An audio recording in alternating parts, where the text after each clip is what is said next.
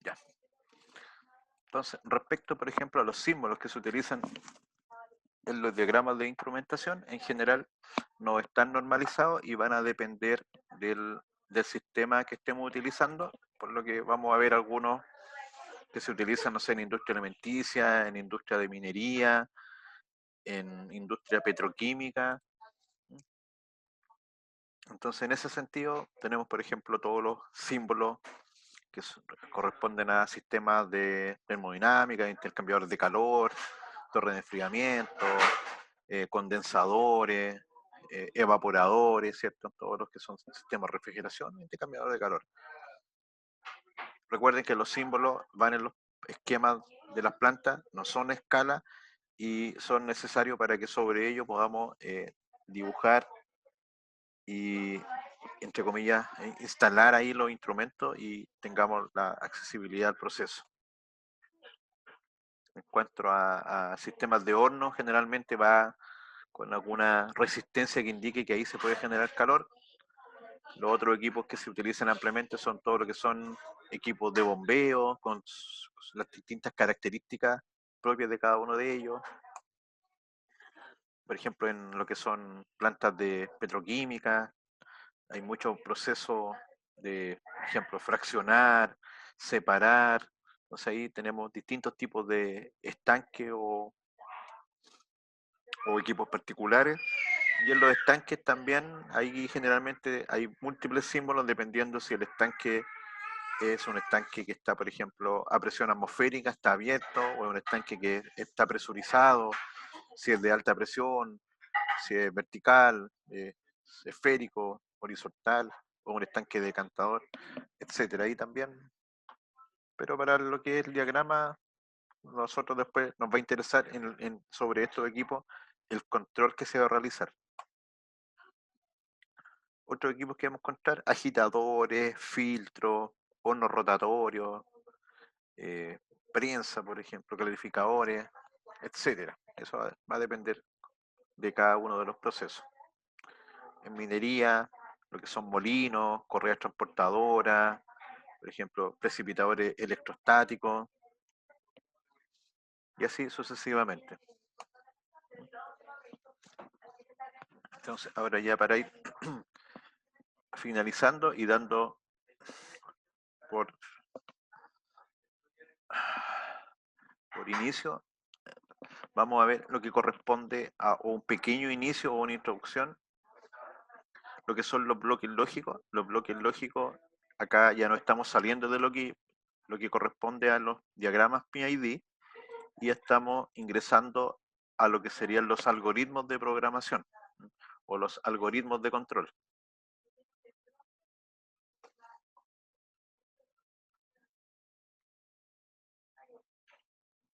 Bloques lógicos, entre paréntesis, digamos que son las funciones. Así como vimos, existe control básico, control on-off, control regulado, etcétera.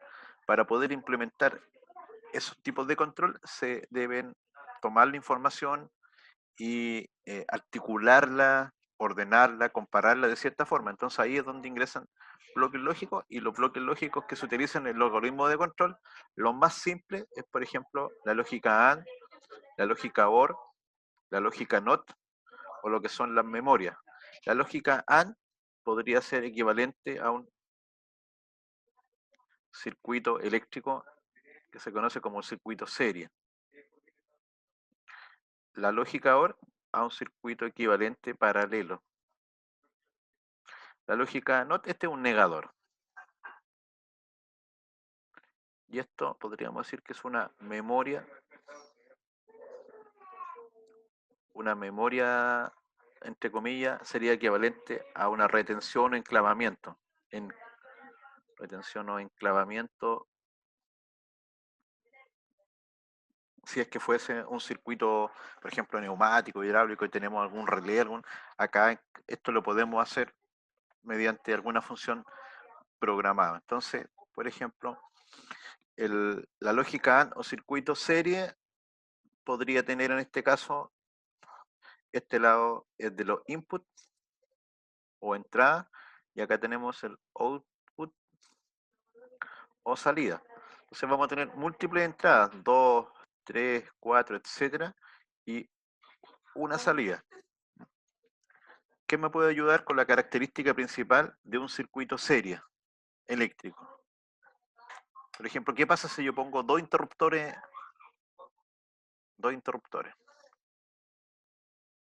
Ahí tengo dos interruptores y aquí supongamos una lámpara, una luz. Aquí una luz. ¿Cómo los tendría que conectar para que estén en serie? Uno después del otro. Uno después del otro, así. No, ese es paralelo. ¿Están todos de acuerdo? Sí, profe, eso es paralelo. Perfecto. Entonces, esto debe ser justamente, va a quedar un poco raro por cómo los coloqué, pero vamos a dar cuenta que aquí entra el positivo, vamos a hacer corriente continua, ingresamos acá, desde aquí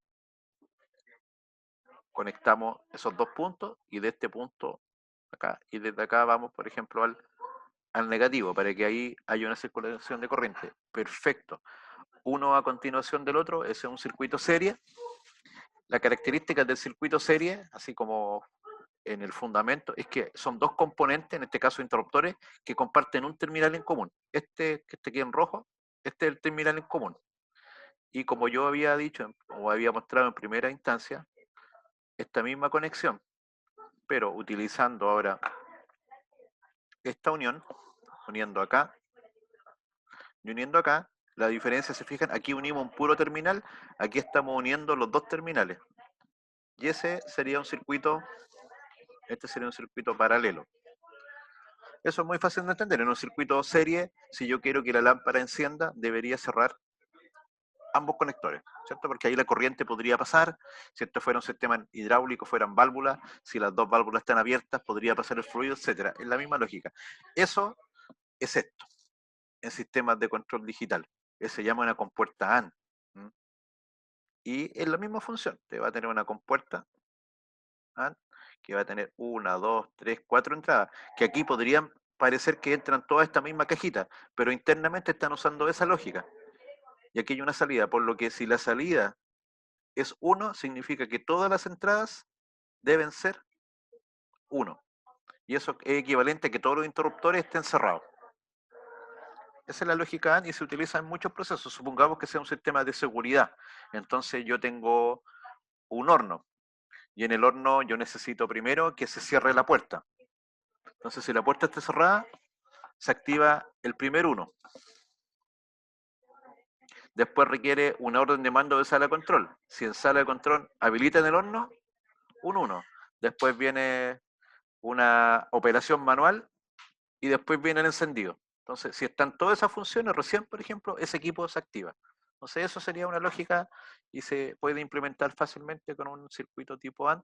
Y yo debo saber que si esa es la lógica de control y el sistema está funcionando así, si hay una falla, debería seguir la secuencia. Entonces, si tengo una falla en una lógica de este estilo, es que alguna señal no está llegando.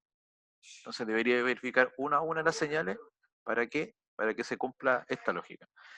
Ahora, si esto fuese un circuito del tipo paralelo, que sería el que está abajo, ¿cuál es la diferencia en este caso? Solo necesita un 1. Perfecto. Basta con que se conecte una, porque cualquiera de los caminos permite que se unan los dos puntos. Podríamos decir que si yo tuviese que circular del punto A al punto B, si yo me voy por este camino, puedo llegar. O si me voy por este camino, puedo llegar. De ahí ese o paralelo, o cuando se estudia también álgebra, por ejemplo, aquí a esta, al AND se le llama la I, o también se denota así, o esta es la O y se anota así. Entonces es como I. La conexión AND tiene que ser 1 y el 2 y el 3 tienen que estar todos. Y en la paralelo es O. Cualquiera que esté. Entonces en este caso se da, por ejemplo, en un sistema yo podría tener el encendido de una bomba desde lo que se conoce una posición local, inmediatamente al lado de la bomba, podría tener una posición en un tablero principal en un tablero secundario, y si cualquiera de esas órdenes llega, parte el motor. Entonces ahí sería una lógica OR, un circuito del tipo paralelo. Cualquiera de las señales habilita el encendido. En la práctica vamos a mezclar estas dos. Vamos a tener circuito AND y OR. Así que por lo que veo están bien en la lógica.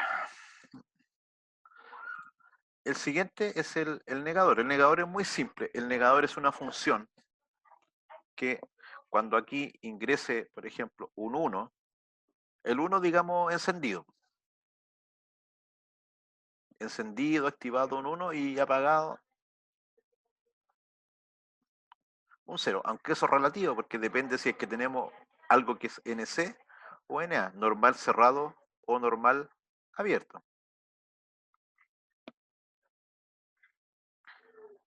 Esta sería la condición que se conoce como normal.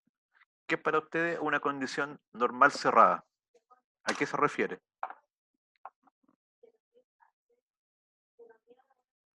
En lógica de control. Si yo tengo un interruptor, un sensor, por ejemplo, en un estanque. Vamos a hacer cuenta que Va a estar cerrado siempre, porque esa es la condición de operación. por ejemplo, aquí tenemos un flotador, un LS, ¿cierto? Un LSH, un interruptor de nivel alto. Y yo digo que este interruptor es NC. Se me perdió el audio, a ver. Voy a subir el volumen. Ahora sí, ya. Entonces, ahí. Entonces, ¿qué significa? Disculpen, voy a preguntar nuevamente, ¿qué significa si este switch de nivel en este caso es normalmente cerrado? ¿Qué valor tendría si el líquido se encuentra en un nivel más bajo, por ejemplo? Se encuentra hasta ahí. Supongamos que esto está al 80% y en este momento el estanque se encuentra a un 70%. ¿Yendo normalmente cerrado? Un 1. Un 1, ¿cierto? Perfecto. La condición normal cerrado es la condición que se encuentra ese equipo sin que se active. Ese es como lo normal. Digamos que sería como en reposo, sin activación. Por lo tanto, un sistema que trabaja normal cerrado, si no se ha activado vale 1, pero si se activó va a valer 0. Ahora, si este mismo sensor fuera normal abierto, sería el revés. Si es normal abierto, si no se activó vale 0. Y si se activó, vale 1. Entonces, el concepto de Vale encendido 1. apagado es relativo. Podría, si es que 1 es 0. Pero por convención, generalmente uno dice, ¿hay señal un 1? No hay señal un 0. Ahora, eso se puede cambiar. ¿Y por qué? Vamos a ver en la siguiente lámina, un par de láminas más adelante, por qué se usa eso. Entonces, si yo necesito cambiar eso, porque el sensor que yo compré físicamente es NC, pero en mi lógica requiero que sea NA, yo uso una función NOT. Entonces, el NOT, ¿qué va a hacer?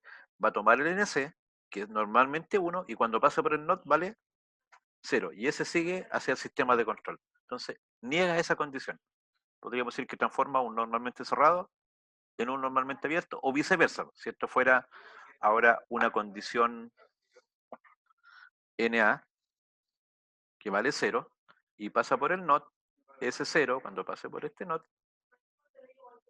va a valer 1. Eso es. No es más que eso, pero es súper útil y se utiliza mucho para justamente modificar estado de contacto, estado de funciones. Y por último, estos elementos o estas funciones son momentáneas, son instantáneas. O sea, esta condición se va a dar mientras esto se esté realizando. Si es que están en serie, o si es que están en paralelo, o si es que están negados. Por lo tanto, estas tres condiciones son instantáneas.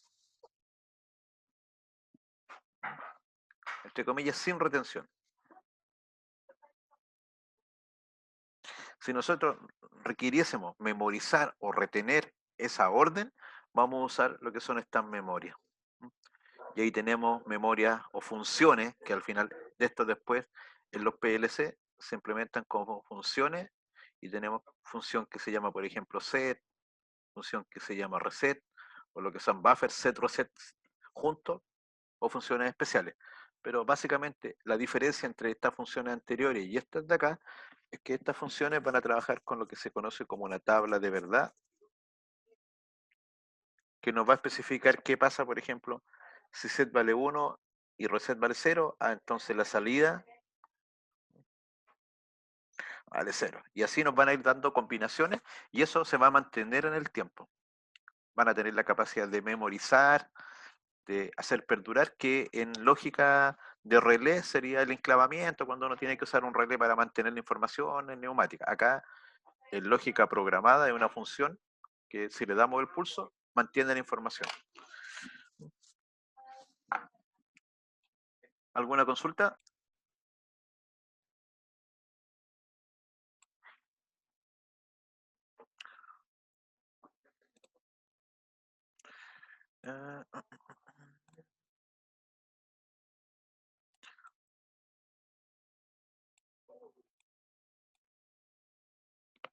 Ya, ahí le mandé esta lámina también por el chat. En los diagramas de control, en la lógica de control, en las funciones de control también podemos implementar o representar lo que son los diagramas PID. Entonces los diagramas PID se van a representar, o las funciones PID se van a representar de distintas formas. Desde una forma, no sé, la clásica, a donde nos indica como las funciones matemáticas, ¿cierto? La K de proporcional, la integral probablemente tal, y la razón derivativa, o alguno de ellos. Entonces, generalmente, ¿qué vamos a tener aquí? ¿Se acuerdan de la materia anterior? El SP, el set point, el PV, el valor de proceso, el process value, y el OP, el output process, o el valor de salida del controlador PID. Entonces, se puede representar de distintas formas y eso va a depender del fabricante, del circuito, etcétera. Eh, Generalmente se utilizan cosas así, ¿no? Uno simplemente cuando habla de un PID, habla de ahí, del PID, ¿no? Ahora veamos un ejemplo.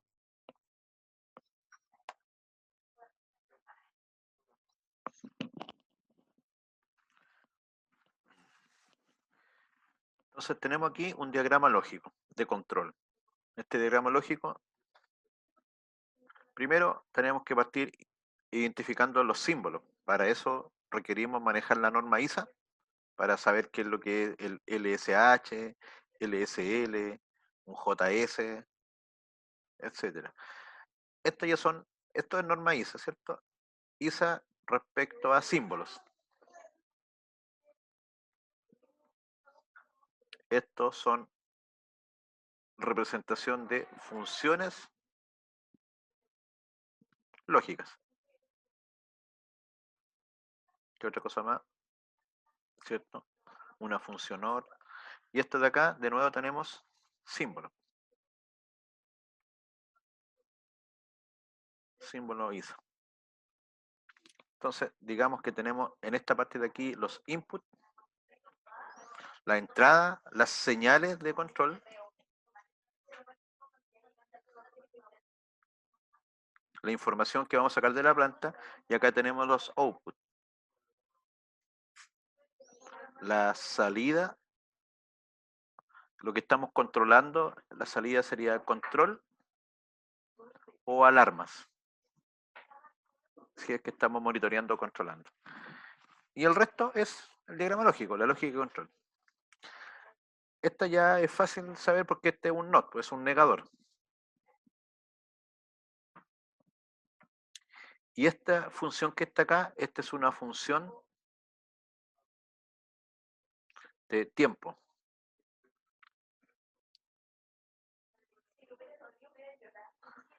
Tiempo. Y se conoce como un temporizador.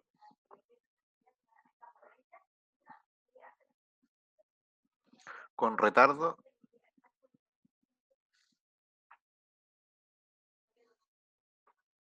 a la conexión.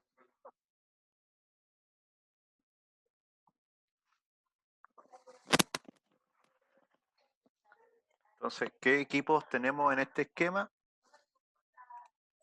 Aquí tenemos un estanque.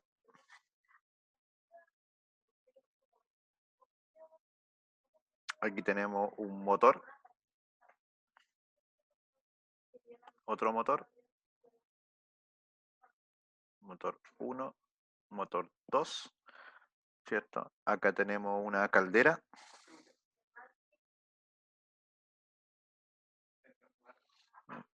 Y el concepto de trip, ustedes van a escuchar de que se tripió la protección, se tripió la alarma. El caso de trip sería el accionamiento, el disparo, la acción de que sucede ese evento. Ese es el concepto de trip en control. ¿Quién se aventura a explicar qué es lo que está acá? En esta lámina. Les doy unos par de minutos para que la vean bien. Fíjense que tenemos, son varios elementos, tenemos 4 entradas y 4 salidas.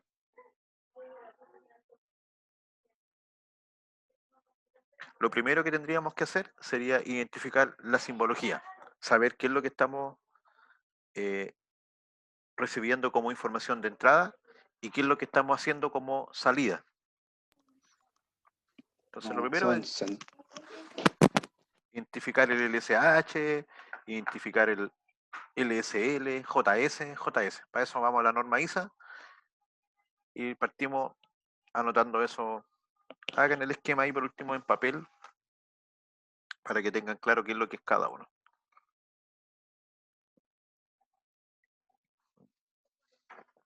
Aquí lo que no sabemos es si esto es, por ejemplo, no tenemos la información si es normalmente abierto o normalmente cerrado. No está directamente implícita en este diagrama, pero lo podemos determinar a partir de entender lo que está acá. Ahí vamos a ver cómo. Lo primero que hay en este switch, ¿cierto? Porque este es un LSH, un interruptor de nivel alto, que está en este estanque.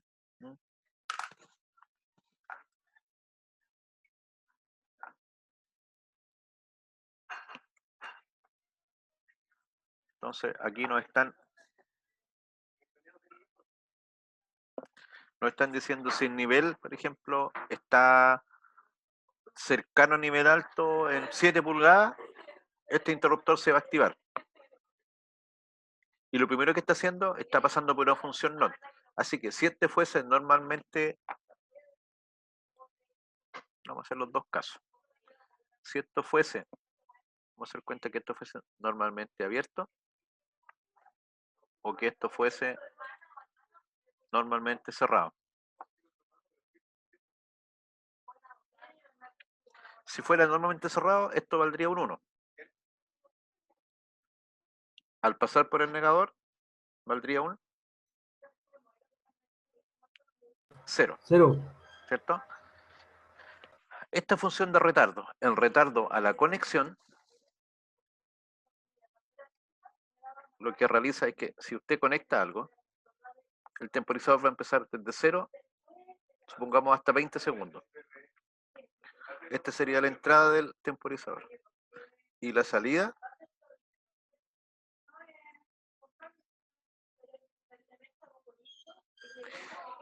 salida, se activaría después de 20 segundos. Por lo tanto, aquí la entrada está, y si a los 20 segundos se corta, la salida no se activa. Pero supongamos que la salida, o sea, la entrada está 30 segundos.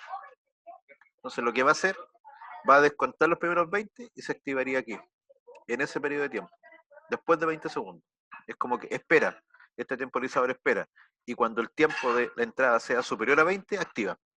Y activa hasta que la entrada se mantenga. Entonces, en este caso, si fuese normalmente cerrado, normalmente valdría un 1. Al pasar por el negador valdría 0 y esto estaría esperando que se active. Por lo tanto, la salida también aquí sería 0. Y este OR es un circuito paralelo. Entonces no haría nada, porque el circuito paralelo se va a activar cuando hay un 1. Ahora, si fuese normalmente abierto, esto sería un 0. Pasando por el negador, sería un 1. Y si esto ha estado activado mucho tiempo, esto va a estar prendido. Entonces aquí tendríamos esto prendido en forma permanente. ¿Se fija? Entonces estaría como que se hubiera hecho la alarma. Se hubiera activado el switch, la falla. Y si esto es 1, al pasar por una compuerta paralela, Si es 1, aquí la saldría tendríamos un 1 y acá también tendríamos un 1. Entonces, si fuese normalmente abierto, tendríamos permanentemente un trip, un disparo de level ramp, de un nivel anómalo en el estanque. Siendo que no necesariamente es así. O sea, esto significa que si yo hubiese instalado un sensor originalmente, normalmente cerrado, y por un error, después lo modifica por un normalmente abierto, y no cambio el circuito de control, me aparecería la falla directamente. Entonces ahí la alternativa sería modificar el circuito para que no suceda eso. ¿Consultas?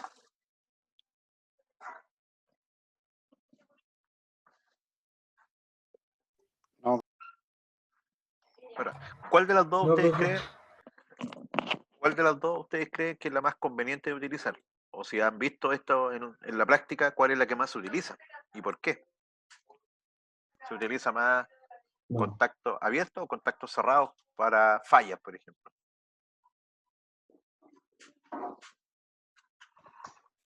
Normalmente abierto, profe, y el momento de producirse las fallas se Normal cierra cerrado. el circuito. Normal cerrado. Es cerrado porque es una seguridad activa. Porque si sigue a perder la señal, hay un error. Efectivamente, lo que se utiliza más industrialmente es el normalmente cerrado. Uno tendería a pensar que el abierto, cosa que cuando hay una falla se active, pero para eso tenemos el NOT. El NOT nos permite hacer el cambio como en la parte de programa, porque hasta, vamos a escribir aquí, va a quedar con muchos colores esto, pero yo sé que ustedes van a poder seguir, digamos que hasta aquí, o lo que está hasta ahí, dentro de lo verde, esto está pasando en el controlador. Para el caso de nosotros, esto va a ser software, el PLC. Entonces acá adentro, si nosotros queremos modificar algo, basta con que escribamos la instrucción en el programa y listo. Ahora, ¿cuál es la ventaja de que esto sea NC? Como dijeron ahí, no alcancé a ver quién. Si es NC, la ventaja va a ser que si el cable se corta por un error, supongamos que quedó mal conectado, se sulfató, algo lo pasó a llevar, se cortó, cuando el cable se corta, inmediatamente va a cambiar la condición de 1 a 0, entonces esto va a cambiar a 1 y vamos a tener una señal de disparo. Cuando tengamos esa señal de disparo, vamos a ir a ver el estanque y supongamos que nos demos cuenta que el estanque está bien. Entonces, si el estanque está bien y tenemos señal de disparo, significa que la señal está mal. Y ahí tendríamos que mandar a chequear por qué la señal está llegando erradamente. Y tendríamos una advertencia de que tenemos un problema en la señal. No sabemos qué problema, pero sí sabemos que hay un problema. Esa es la ganancia de hacerlo con una señal cerrada. Ahora, si usamos un contacto abierto, por lo tanto tenemos siempre un 0. Si se corta el cable o se cae la señal, seguimos en el 0. Entonces ahí el estanque podría estar al 300% y nunca se nos alertó. Entonces esa es la ganancia de trabajar con una señal que podríamos decir se está siempre activando, que podemos determinar falla en la señal desde el punto de vista si se corta el cable, falla física en la señal. Así que por eso que ustedes van a encontrar que lógicamente se utiliza mucho. Y la respuesta para que eso se pueda utilizar es simplemente en el programa colocar un negador. Aquí se mezcla lo físico con lo lógico.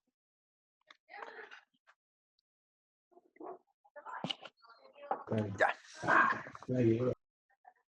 Ahora, si vemos esto desde el punto de vista operativo,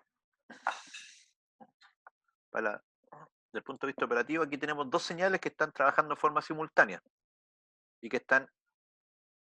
Y es lo mismo, las dos señales están pasando por un negador y están esperando 20 segundos. ¿Y qué es lo que tenemos acá? Un estanque que estamos viendo si llegamos a la parte superior o a la parte inferior. Estamos haciendo un control de nivel de un estanque, si está muy lleno o muy vacío. Si cualquiera de esas dos condiciones se dan, aquí está el OR, o una o la otra, tenemos una alarma de nivel. Podríamos tener dos alarmas separadas, podríamos en vez de juntarlas tener una alarma de nivel alto y una alarma de nivel bajo, pero en este ejemplo las dos alarmas están unidas. Entonces nosotros deberíamos, ante una alarma de nivel, verificar si alguna de estas dos señales se activó, si se activó la H o la L. De ahí podríamos discriminar. o simplemente se envía a hacer un chequeo de cuál es el problema del estanque. Lo lógico sería que, porque te da toda la información, no hacer esto, sino que separar y saber si la alarma es por H o por high o por low. Ahora, adicionalmente, si hay un problema en el estanque, que podría ser el sistema de alimentación de un proceso que está a continuación, en este caso el proceso que está a continuación es un boiler, es una caldera. Entonces, si hay un problema en el estanque, implica que posteriormente va a fallar el equipo que viene a continuación, que es la caldera. Entonces, lo que hace este sistema aquí, avisa que hay un problema en el estanque y al mismo tiempo esa salida también se utiliza acá para enviar una señal a la caldera. Entonces, la salida es una, pero se está utilizando más de una vez. Y ahí se van interactuando una parte del control con la otra. Entonces, acá en el mismo estanque o en otro proceso, tenemos estos JS.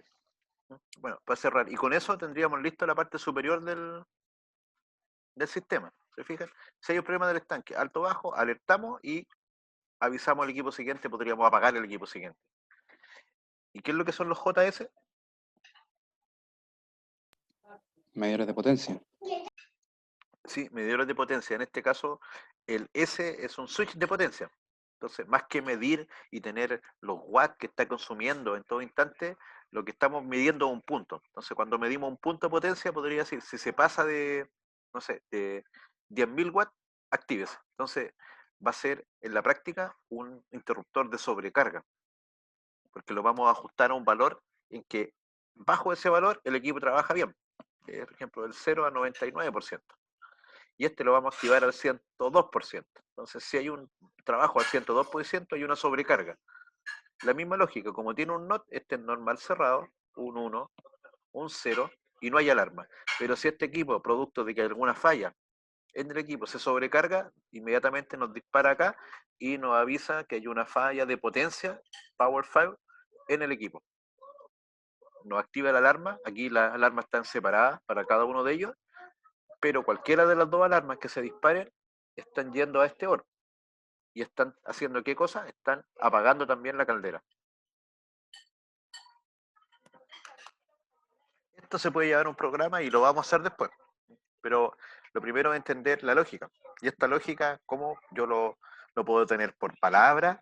Pero en los sistemas industriales lo vamos a encontrar representado por esto el diagrama lógico. Entonces, hay que tener los dos. Hay que tener el diagrama del PID, en el que yo tengo la representación, la ubicación de los instrumentos, y vamos a tener el diagrama lógico, en el que yo entiendo cómo funcionan entre sí, cuál dispara qué condición se tiene que dar, si falla algo, qué se activa, por qué se activa la alarma. ¿Mm? Y con esos dos ya podemos entender y podríamos hacer un montón de actividades como buscar fallas, determinar optimizaciones, etcétera. Adicionalmente, si después quisiéramos ir a terreno a buscar la falla, ahí deberíamos ir al otro plano, el plano de, por ejemplo, de canalización, para ver a dónde pasa la tubería por la cual van los cables que hacen esto. Y después el plano de conexionado, en que vamos a ver ya, abrimos esta caja, el borne 20 corresponde al LSH, el 24 al LSL, y ahí vamos buscando las señales.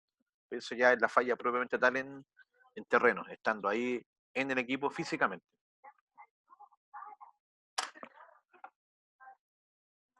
En este capítulo vamos a empezar ya a ver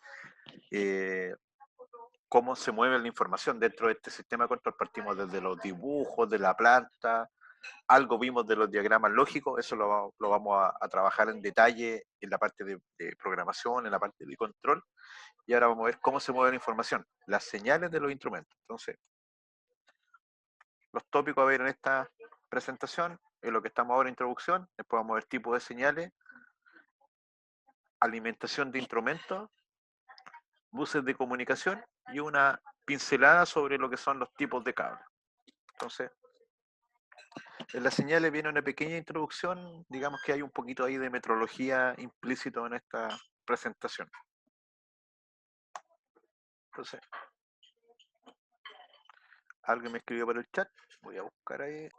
Ya, entonces, comenzamos. ¿Qué es lo que es una señal? Bueno, una señal en instrumentación es cómo nosotros estamos compartiendo la información. En el caso particular de instrumentación, estas señales van a ser generalmente de alguno de estos tipos: una variación de voltaje, una variación de corriente o una variación de frecuencia, por lo que estamos claros que estamos hablando principalmente de lo que son señales eléctricas, donde ¿qué es lo que esta señal va a representar? Información. Y estas señales también tienen que estar en función de convenciones, lo que se llaman señales normalizadas, bajo las normas que vimos en el capítulo anterior, que establecen ciertos estándares de representación, de tal forma que todos los fabricantes y todos los equipos pueden interactuar entre sí.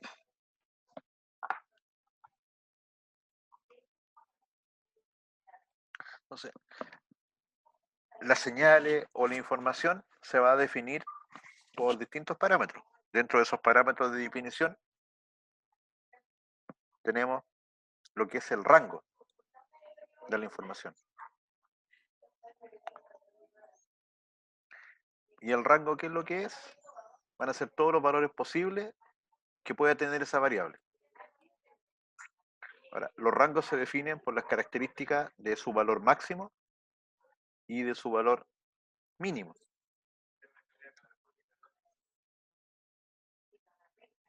Esos valores, a su vez, en la instrumentación tienen estos nombres: el valor máximo y el valor mínimo se denominan como el Upper Range Value o URV y el Lower Range Value o LRV. Entonces, cuando definimos el rango, no decimos este instrumento mide tal valor, decimos mide desde este punto a este otro punto. Y esos datos son los que usted encuentra en los catálogos de los instrumentos, que generalmente están en inglés. Va a encontrar el LRV y el URV, el valor menor del rango y el valor mayor.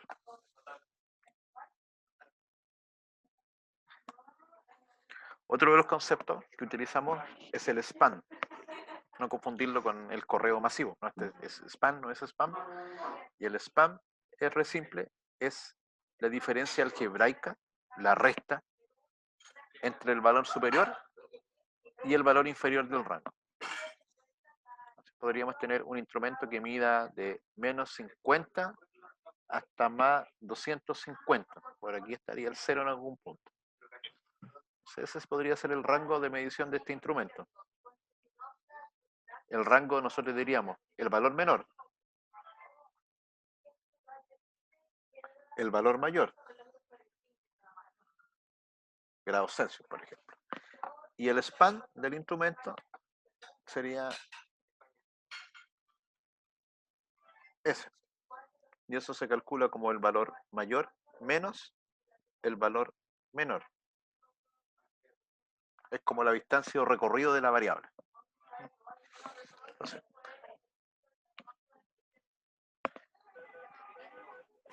Entonces el instrumento tiene estos valores definidos. Ahora, existen instrumentos programables o calibrables, ajustables, en que yo puedo mover los rangos del span. Puedo mover el URV y el RV. ¿Qué significa eso? ¿Aló? ¿Alguien me...?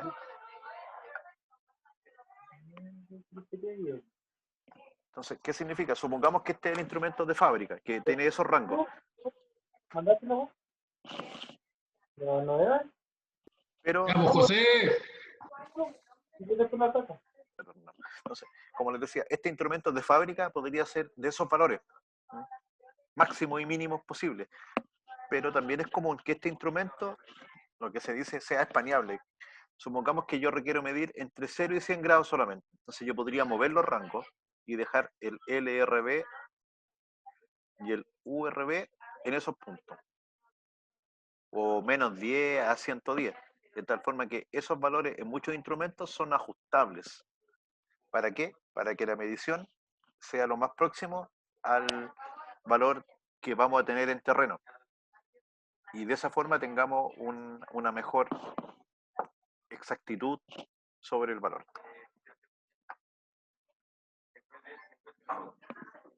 Siguiente lámina.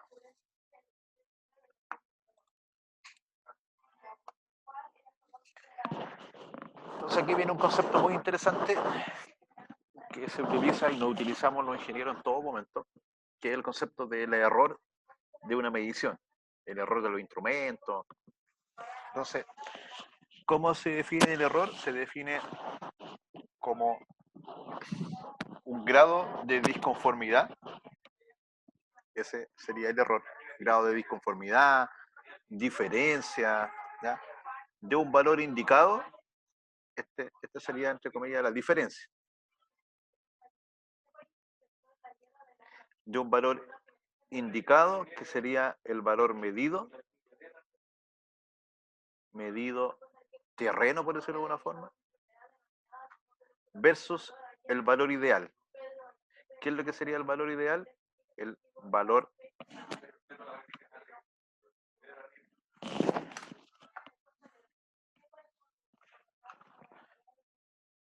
de referencia, un valor de referencia, o lo que se conoce también como un valor patrón, entre comillas, un valor sin error.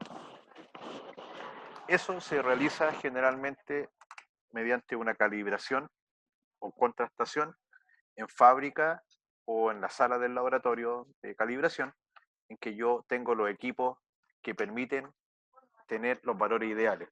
Estos equipos son especiales, son equipos de alta exactitud, son equipos que están pensados, diseñados para terrenos generalmente, que son de alto valor también.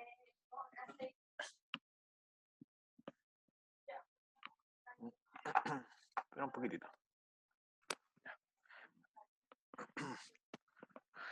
Entonces, esa es la forma como se determina el error de un instrumento. Ahora, ¿cómo se expresa el error? El error se puede expresar en una medición de distintas formas, como por ejemplo, como un porcentaje del span en unidades de la variable medida, por ejemplo, un error de más o menos 1 grado Celsius, como un porcentaje de la lectura, un porcentaje del valor mayor, un porcentaje de la longitud de escala. Eso va a depender de cada instrumento. Cada fabricante va a definir que midió el error y que nos está entregando un error. Todo instrumento tiene cierto grado de disconformidad. Aquí no se habla de error, se llama de diferencia con respecto al valor patrón. Ahora, los valores patrones son definidos internacionalmente mediante ciertos protocolos o mediante ciertas contrastaciones a nivel de los laboratorios de metrología que se encargan de definir y tener las normas y pautas para tener los valores exactos.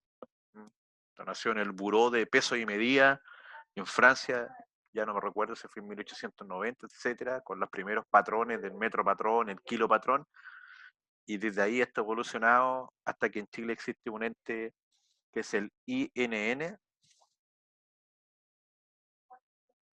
que legalmente en Chile es el encargado de velar por todo lo que son los valores de referencia para cualquier variable que se quiera medir, que el Instituto Nacional de Normalización, que es el ente encargado de la metrología en Chile, que a su vez define laboratorios, define instituciones que tienen las capacidades técnicas, las capacidades operativas para realizar certificaciones, calibraciones de equipos e instrumentos de distintas variables.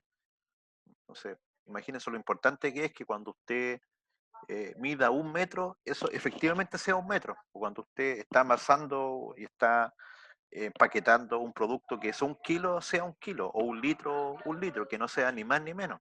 Que si es menos, usted está cobrando más por vender menos cantidad. O al revés, si usted vende más, estaría perdiendo. Y al fin y al cabo eso podría ser una empresa quebrar.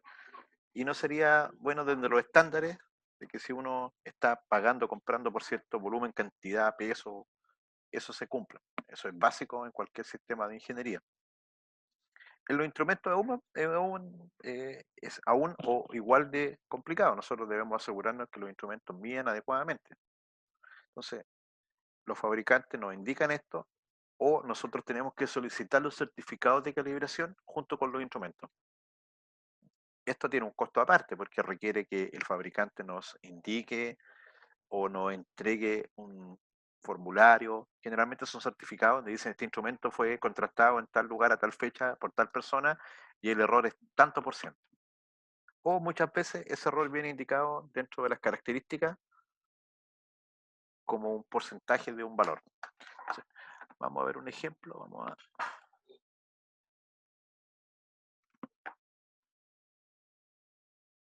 Entonces,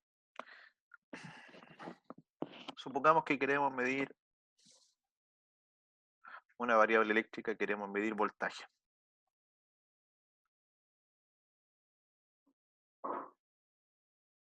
Y tenemos tres instrumentos: el instrumento A, el instrumento B y el instrumento C. El instrumento A mide de 0 a 200 volts. El instrumento B de 0 a 100 volts. Y el instrumento C mide de 0 a 30 volts. Esos son los rangos, ¿cierto? El valor menor, el valor mayor, etc. Vamos a hacer que este instrumento tiene el 1% de error de la escala. Vamos a decir que este instrumento tiene más o menos 1 volt de error. Y que este instrumento tiene un 3% de error.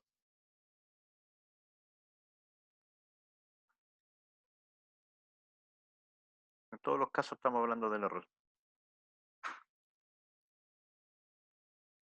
Esto lo que diría ahí, FE, un 3% sobre el valor de la escala. Full scale. 1% de error sobre la escala, 1 volt y 3% de error sobre la escala. Y yo quiero medir un voltaje de... Primero, la primera pregunta sería, ¿cuál de los tres instrumentos tiene menos error absoluto? O sea, tiene un error más bajo en voltaje. El A. El A absoluto, no relativo. El A relativo tiene menos error porque 1%, 1 volt, 3%. Pero aquí me interesa el error absoluto, o sea, el error reflejado en la unidad. Veamos, ¿cuánto sería más o menos 1% de la escala de 0 a 200 volts? Sería más o menos 2 volts. 0. Porque el 1% de 200 es 2. Entonces, ese sería el error absoluto. Este es relativo a la escala. En este caso, me lo están dando como error absoluto directamente. Me están diciendo que este error es más o menos 1 volt. Si yo lo llevo a relativo, sería más o menos 1% de la escala. De full scale, de plena escala. Como para hacer la relación. Ambos tienen 1% de error, pero las escalas son distintas. Este es de 0 a 200, este es de 0 a 100. Y este que parecía ser el error más malo, más o menos 3%, pero el 1% de 30 es 0,3. Por lo tanto, el 3% sería más o menos 0,9 volts. Entonces, si se fijan, de los tres instrumentos, el que tiene el menor error resultó ser el que parecía el de mayor error. Ahora, esto también, como cualquier cosa, es relativo. Supongamos que yo quiero medir 50 volts. Un valor en la variable que yo quiero medir está en un rango entre 0 y 50 volts. Este sería el rango. ¿Cuál de los tres instrumentos escogerían ustedes? ¿Y por qué?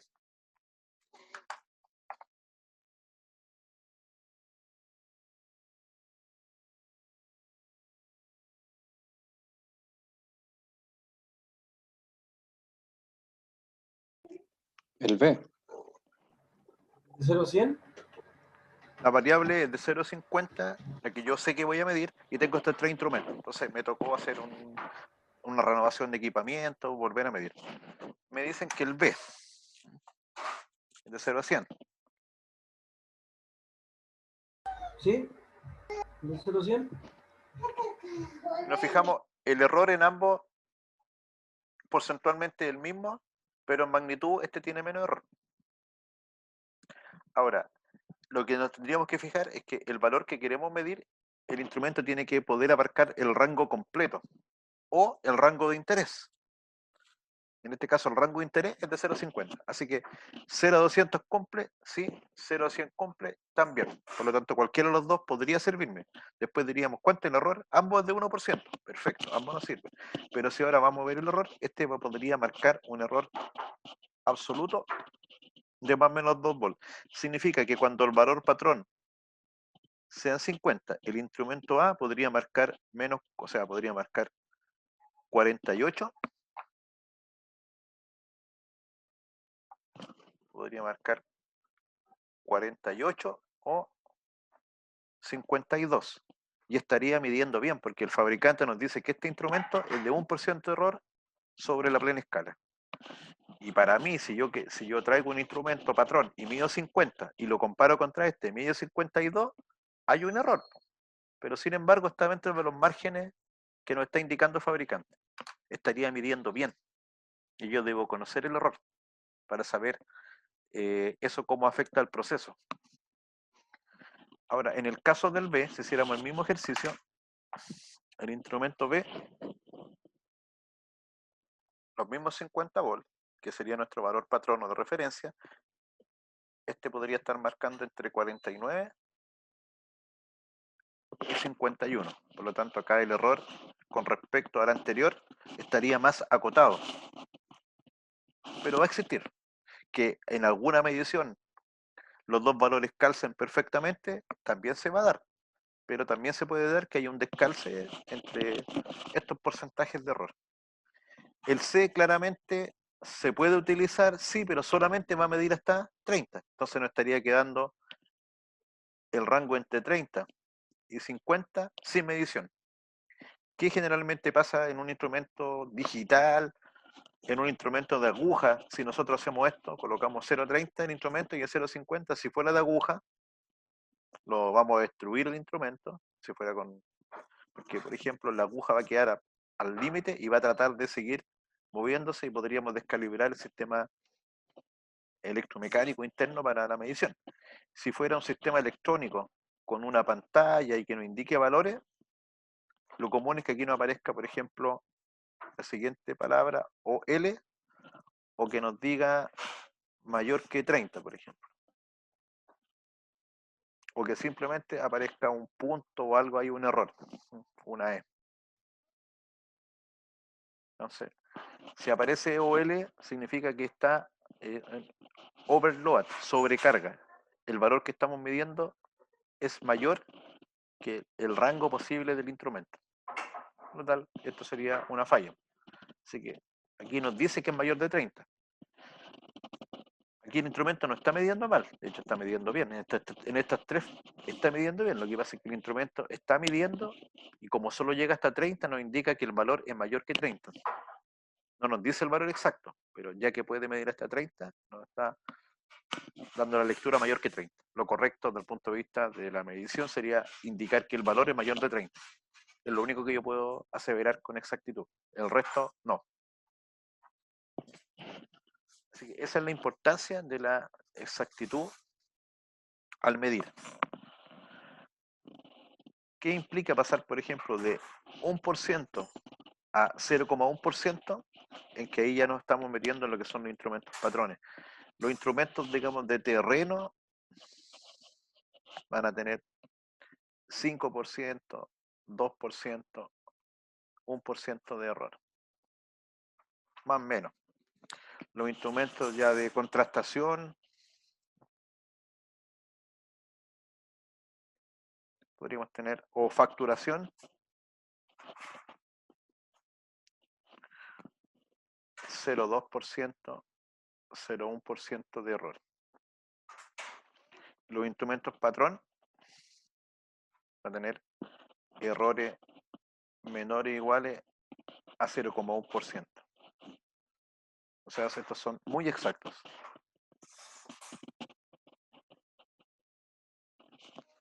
Y por lo tanto el precio también acá va subiendo.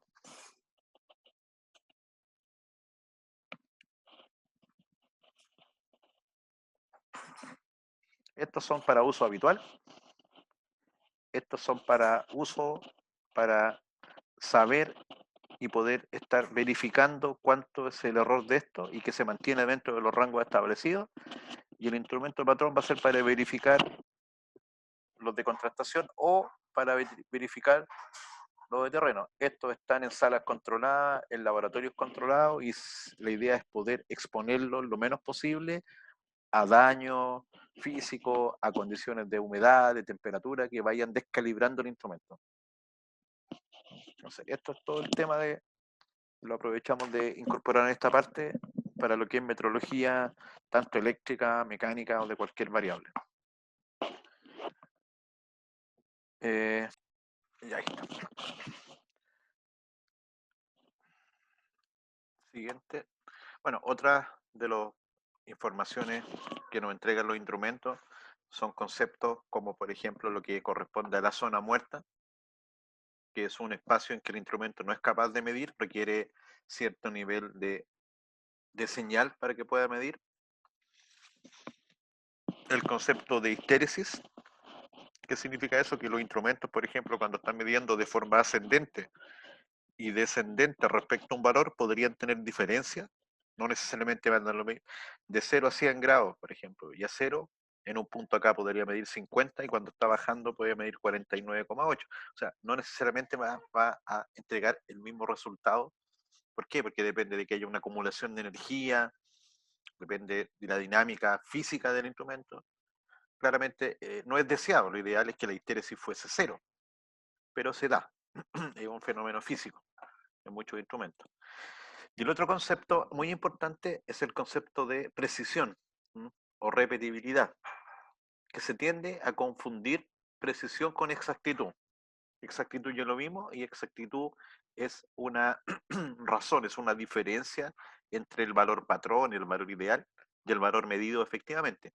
Pero precisión es distinto. La precisión tiene que ver con que si usted realiza una medida múltiples veces, esas múltiples veces la diferencia entre ellas sea lo más pequeña posible. Supongamos que yo quiero medir 100 grados y tengo un instrumento que la primera medición mide 98, la siguiente mide 90, la tercera mide 100, la cuarta mide 97, y tengo el instrumento A. Y tengo el instrumento B que marca 94, 93,9, 94,1, 94,0. ¿Cuál de los dos es más preciso? ¿Cuál de los dos es más exacto?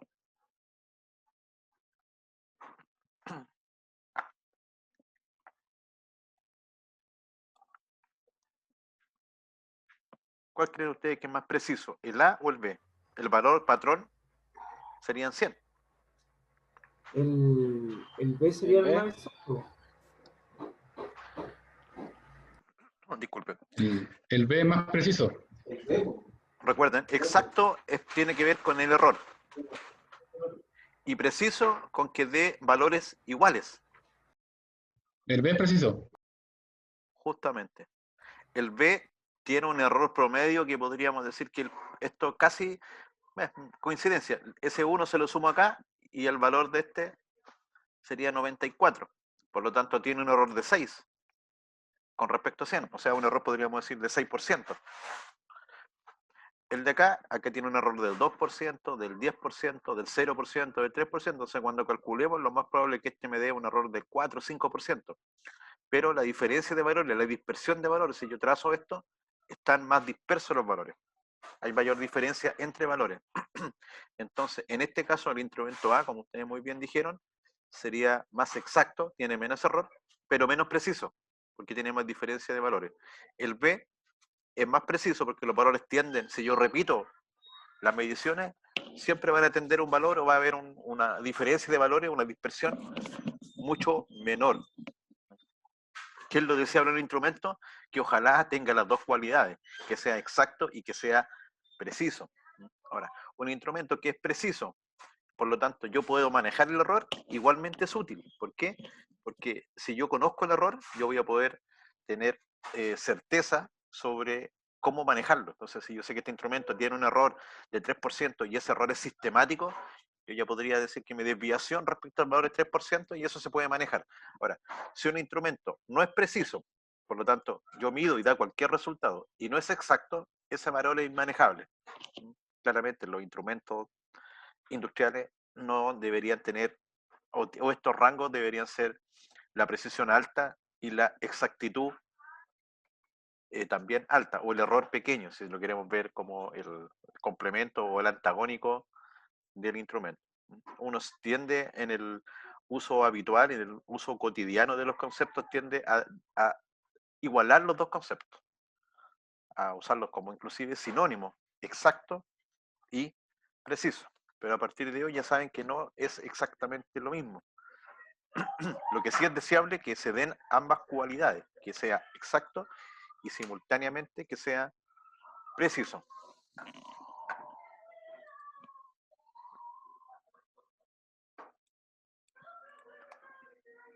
Ya. Tipos de señales. Vamos a ir acelerando un poco. Tipo de señal, tenemos el concepto de una señal analógica. El concepto de señal analógica se refiere a señales que tienen un rango. Entonces, por ejemplo, podríamos tener un instrumento que mide una variable y este sería el rango de 20 a 100, por ejemplo, grados Celsius, y que genere una señal analógica donde 20 grados lo puede transformar en 4 miliamperes y 100 grados lo puede transformar. Entonces, si se fijan, ambas señales son proporcionales.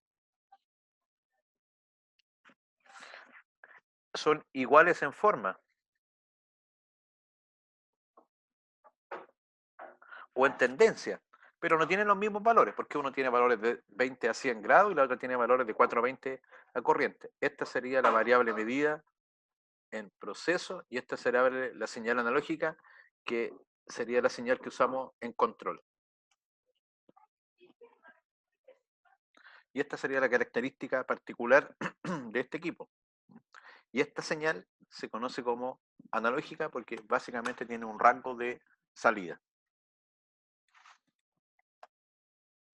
Las señales analógicas fueron estandarizadas por la IEC, ¿se acuerdan? Lo vimos en la clase anterior, el Comité Electrotécnico Internacional, y la normalizó en corriente 420 miliamperes.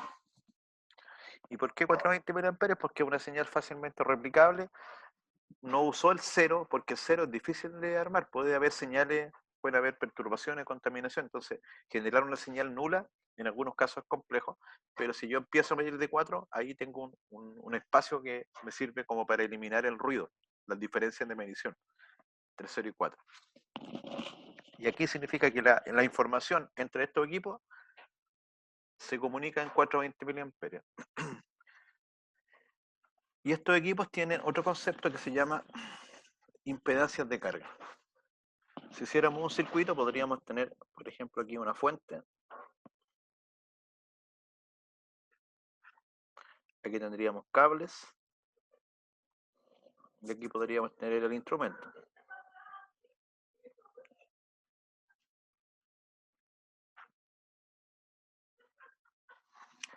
Y la impedancia de carga sería la sumatoria de todas las resistencias eléctricas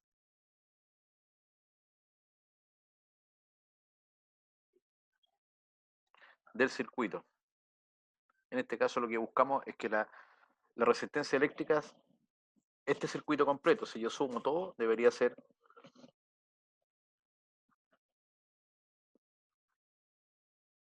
la sumatoria. ¿Por qué? Porque mientras si yo coloco un sistema, por ejemplo, con cables más largos, aumenta la resistencia y con eso aumenta la potencia. Lo vamos a ver después con un ejercicio más adelante. Pero por el momento lo vamos a dejar ahí. La otra señal que se utiliza mucho en instrumentación se llama la señal digital on-off, es la que por ejemplo usamos en el ejemplo del diagrama lógico, donde esta señal, a diferencia de la que es una señal con un rango, en que hay múltiples valores, esta tiene dos valores. Va a valer activo o inactivo. Podría ser una señal en corriente continua Entonces, si es corriente continua, va a tener el valor lógico o no el valor lógico. O podría ser en corriente alterna, donde si la vemos en el tiempo, podría estar o no estar presencia de voltaje. Acá, en este momento, hay presencia de voltaje entre ese tiempo, por lo tanto, eso valdría un 1. Y acá hay ausencia de voltaje, y eso valdría un 0. Acá, claro, aquí el 1 es voltaje y el 0 es 0 voltaje. Aquí hay momentos en que pasa por 0, pero la señal está presente. Y como la señal está presente, es 1. ¿Cuál se utiliza más? En realidad, se podría utilizar una señal alterna, si es que, por ejemplo, tuviéramos un sistema de control con elementos de corriente alterna, pero lo común es que se utilice de esta forma. Pero eso es indistinto. Aquí la señal digital on-off tiene estos dos posibles valores, activa, inactiva, 1, 0.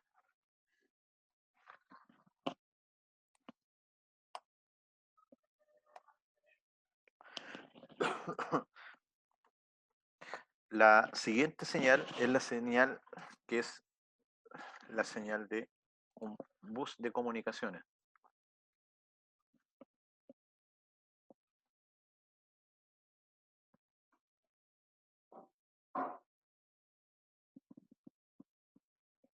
Un bus podríamos decir, entre comillas, que sería como un canal o un medio de comunicarse. Entonces, cuando tenemos un bus de comunicaciones, vamos a tener, por ejemplo, acá un emisor,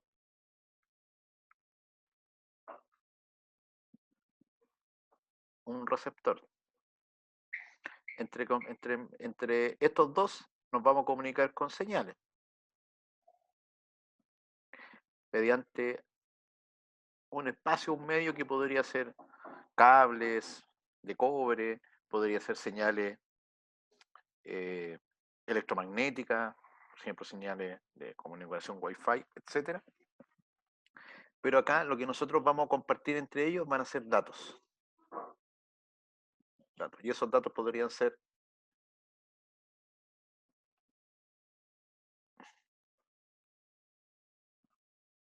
conceptos como unidireccional en un puro sentido, bidireccional en ambos sentidos, ¿ya? La comunicación, pero también hay conceptos como sincrónico, asincrónico. Esos detalles en particular los vemos en la parte de aplicación, directamente tal. Acá lo que vamos a conversar, lo que vamos a entender es cómo transmite la información un bus de comunicación. Entonces, primero que todo, los buses de comunicaciones no utilizan señales análogas, utilizan señales digitales, pero es mucho más que una señal digital. Si volvemos a la lámina anterior, van a ver que esta es una señal digital y aquí tenemos un nivel alto, un nivel bajo. Y esta también es una señal digital. Tenemos un nivel alto, un nivel bajo. Si esto fuese una luz, por ejemplo, una alarma, ¿qué nos estaría diciendo si esto fuese el circuito anterior que vimos en el diagrama de control lógico? Y este sea ese interruptor y aquí tuviésemos una lámpara. ¿Qué pasaría acá? Aquí estaría la lámpara encendida, apagada. Ese tiempo estaría encendida, apagada, y así sucesivamente. Si hiciéramos eso, estaríamos tratando esto nada más que como un sistema o una señal digital, a donde lo que me interesa es si está encendida o si se encuentra apagada. Y eso sería una señal digital. La diferencia de una señal digital con una señal bus es que a esta encendido apagado le agrega más información. ¿Y de qué forma realiza eso? En que ya a mí no me interesa eso. Yo voy a utilizar el concepto de encendido apagado, pero ese concepto va a tener otro concepto que se llama velocidad de transmisión,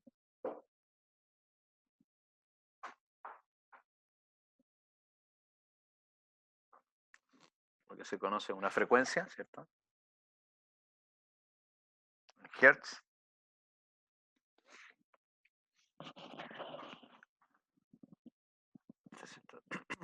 La frecuencia es cantidad de veces por segundo, y si yo digo el inverso de la frecuencia, es el periodo. El periodo es el tiempo en que se transmite que se repite esa señal. El tiempo que se repite. Entonces, cuando tenemos un bus de comunicaciones, lo primero que definimos es una frecuencia de transmisión, una velocidad de transmisión se llama. ¿Y qué es lo que nos va a hacer esa velocidad? Nos va a definir cada cuánto tiempo dividimos, que son estos espacios que están en el eje de tiempo, nos va a decir eso. Cada cuánto tiempo vamos a dividir. Entonces ahora, ¿cómo vamos a interpretar esto? Vamos a decir, el emisor va a estar enviando durante, supongamos que ese tiempo sea 1 milisegundo, 1 milésima de segundo. Entonces, la primera milésima de segundo activa, por lo tanto, eso ahora vale un 1. La siguiente periodo de tiempo apaga, vale un 0. Hasta ahí no hay diferencia con respecto al caso digital puro, pero ahora en el siguiente periodo aquí activó un 1, pero volvió a estar activado por más tiempo, 1. Entonces ahora, ¿qué es lo que vamos haciendo? Vamos generando que ese encendido apagado se transforme en datos. Y ya no es el caso original que teníamos un 1 o un 0, ahora tenemos un múltiples 1, múltiples 0. Eso es lo que se conocen como bit.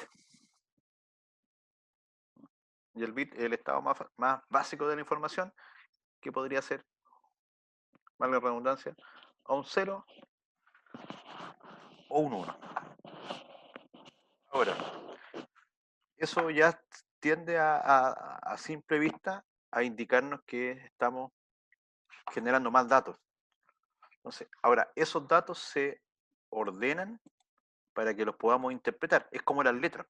Nosotros nos entendemos con un lenguaje, tenemos un abecedario, ese abecedario tiene cierta regla de ortografía, tiene un vocabulario y al final ese es el lenguaje. Acá ese, entre comillas, el lenguaje de los buses de comunicaciones se conoce como el protocolo de comunicación. Y así como las mismas letras en lenguaje, una palabra en español, en inglés, en francés, que podría ser la misma, tiene significado distinto, en los protocolos de comunicación industrial también sucede eso. Entonces, para que los equipos se puedan comunicar, ya tenemos algunos acercamientos.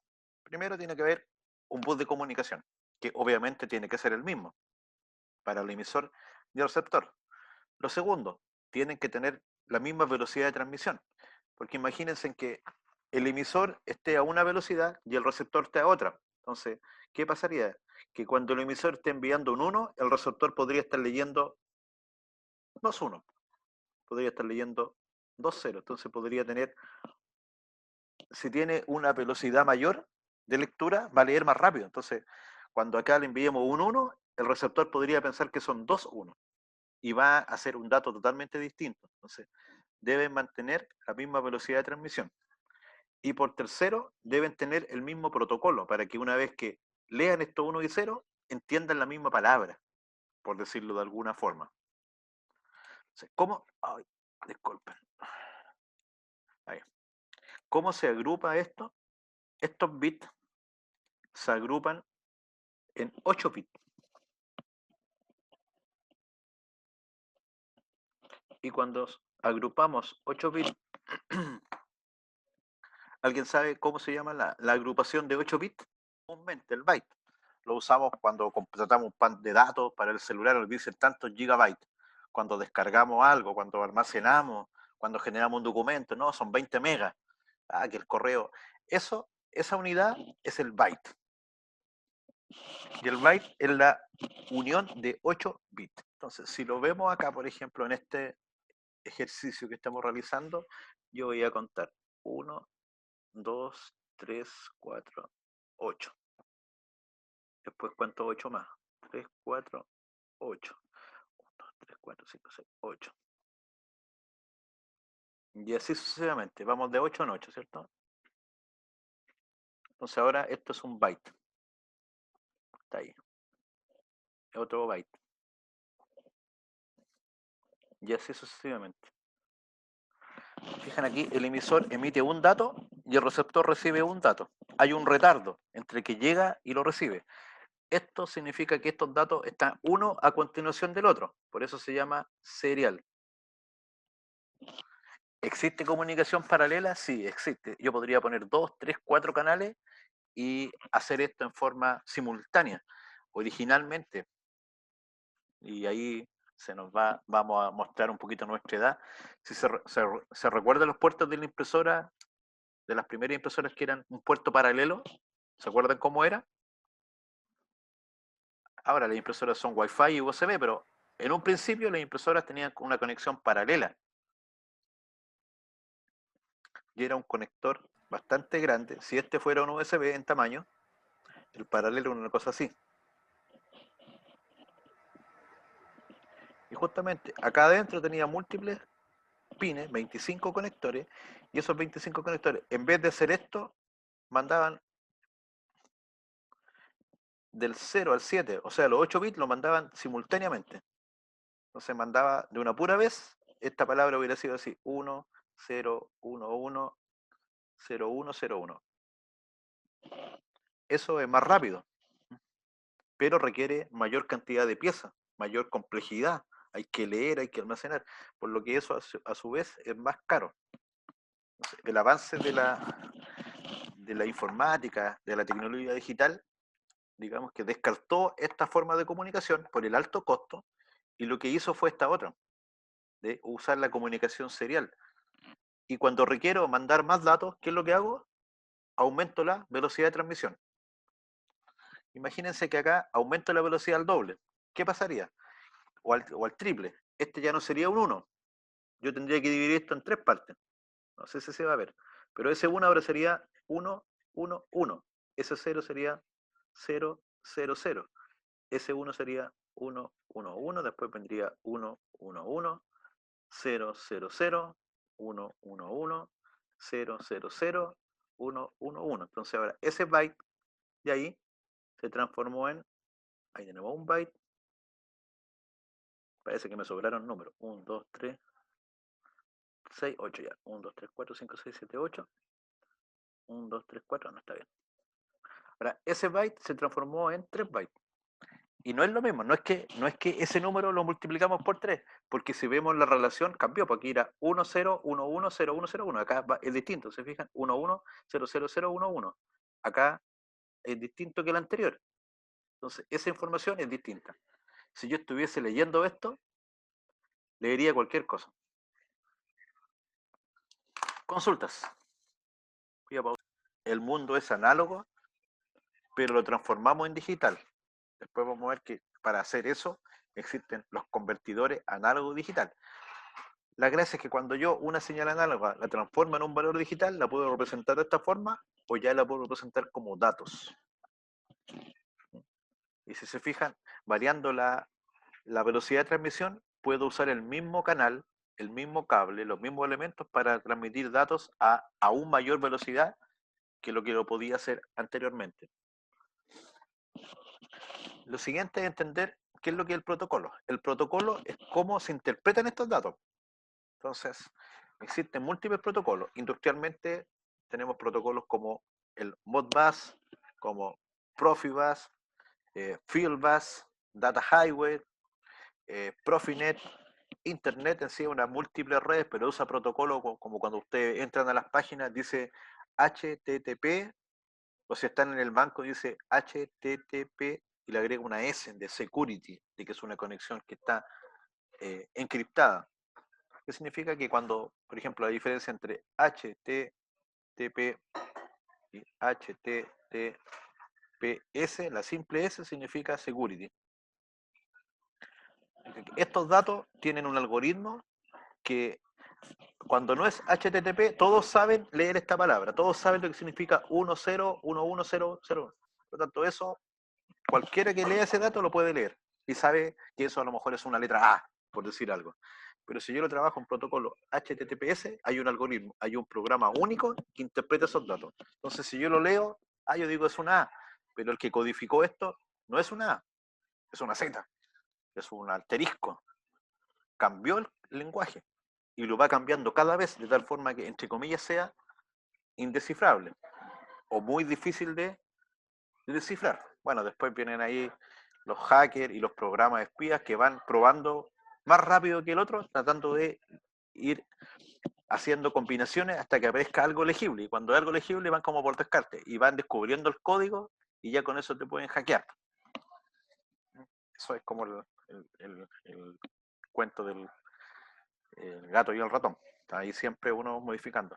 Pero claro, si usted está haciendo a través, usando internet y está haciendo datos privados, debería siempre fijarse, y los bancos lo dicen, por ejemplo, cuando usted está haciendo transacciones, fíjese que en el navegador aparezca eso. HTTPS. En el caso de los datos industriales, en algunos se puede, ya de hecho HTTP, HTTPS se utilizan en algunas capas superiores de control industrial, pero lo común es que nosotros usemos buses más especializados, donde los equipos de control, los sensores, interpretan de esta forma. Entonces aquí vamos a tratar de entender un poco cómo es este tema. Entonces,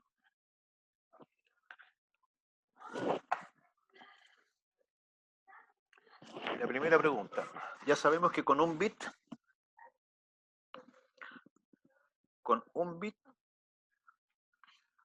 podemos generar dos combinaciones, dos posibles datos. ¿Cuáles serían esos datos? Un 0 o un 1. ¿Cuánta información podemos generar con 8 bits? ¿Cuántas posibles combinaciones? 16. Casi. Casi, pero no. 16. Tampoco. ¿Cómo se ¿No es calcula? 2 elevado a 3?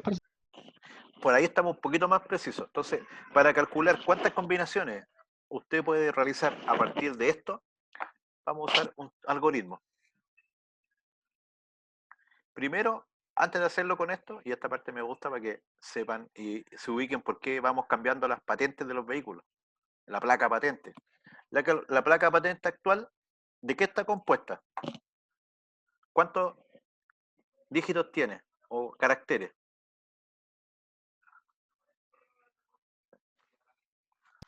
Son 6. 6. Son 6. Tenemos los primeros 4 que son letras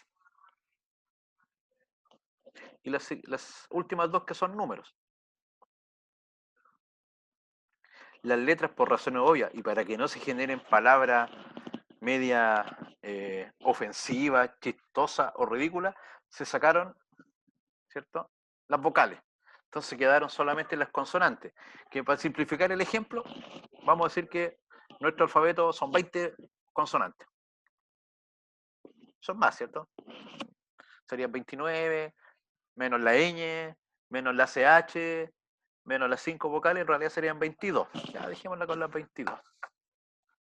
Para hacer el ejemplo preciso. Entonces, en cada una de ellas podríamos tener 22 distintos símbolos, ¿cierto? Esa sería la base numérica. Estaríamos trabajando en una base 22. Acá, en un sistema digital, ¿cuántas combinaciones podemos tener en cada espacio? 2, o un 0 o un 1. Por eso se llama un sistema binario, dos valores.